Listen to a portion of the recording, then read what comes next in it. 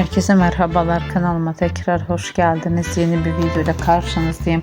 Sizler için Yağmur Öztürk ve Erkan çiftinden güzel görüntüler, yepyeni paylaşımlar sunuyorum.